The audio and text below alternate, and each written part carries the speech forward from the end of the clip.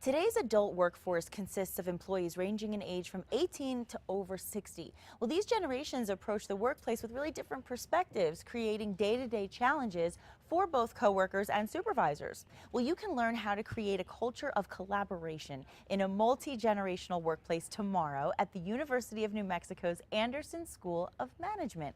And with us today is Associate Dean Robert Del-Campo and Emily Ortiz, President of the National Society of Hispanic MBA's New Mexico chapter. Welcome to both of you. Thank you. It's really good to see you. Hey, listen, this is a struggle a lot of people deal with on a day-to-day. So how do the generational issues impact us at work? Well, it impacts us not only at work, but also at home and in society, etc.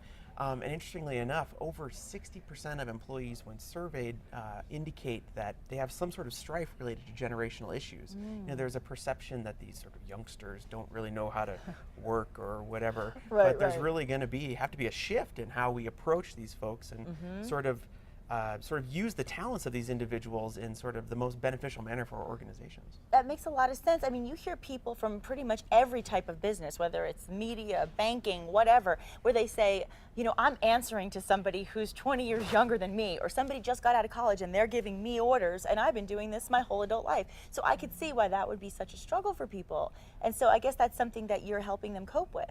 Right, exactly. And you know, one of the groups that sort of gets the rough end of the stick here are the Millennials or Gen Y folks. And over 70% of older workers have indicated that they are, you know, unhappy with these folks or feel that they're, you know, don't have the skills that are necessary. But it's really not a different work ethic. It's just a different approach to work, right? Looking for different things, you know, valuing flexibility and family and work-life balance over things like money and sort of status that we've seen in the previous generations be sort of the most important thing. So these are the millennials. Correct. The millennials. So people can understand that, you know, in addition to the fact that people working with the millennials are facing challenges, the millennials themselves do. So what are some of the challenges that they face? Well, they face a lack of understanding from the rest of the workforce. You know, they have skills, they're eager, they don't lack work ethic, but they have a different approach to what's important for them and how they want to be a member of the workforce. Not the most important thing for them. They've seen their parents go through downsizing, their pensions disappear, etc.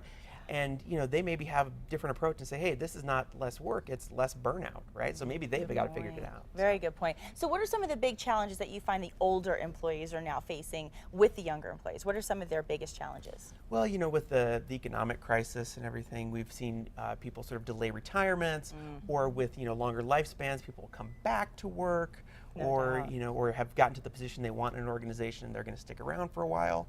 So, you know, the idea was, you know, maybe 5-10 years ago, we were going to see this mass exodus, but what we really are planning on is about 40% turnover in the workforce in the next 5 to 10 years. Really? People, you know, needing to capitalize on their retirement investments or, you know, cash in on a pension or something like that. Wow. Well, I mentioned there's an event, and I want people to know what they're going to be able to learn at this event.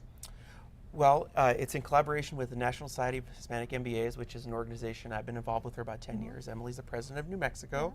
She'll tell you about it here in a second, I think. But also you're going to learn about some of the great programs like this that we offer through Anderson. There are certificate programs for people either looking to retool, you know, our undergraduate programs, our executive MBA, our MBA. But most of all, we're going to learn about NSHMBA, the great organization that it is. They're sponsoring the event and the opportunities they have. Yeah, I'd love to talk about that, Emily. Tell me more about the National Society of Hispanic MBAs, because I think our viewers want to know how they can get involved as well. Yeah, well, founded in 1988, the National Society of Hispanic MBAs, also known as NSHMBA, is a premier business Hispanic organization, and they really want to develop Hispanic leadership, and they do that through graduate level education and through professional development, such as the event we're having this evening, or actually tomorrow. Yeah, no, and I think people really like to hear that and know that there's possibilities for advancement, involvement, and understanding of all the things that are going on in our multi-generational workplace. So how can viewers register to come to the event?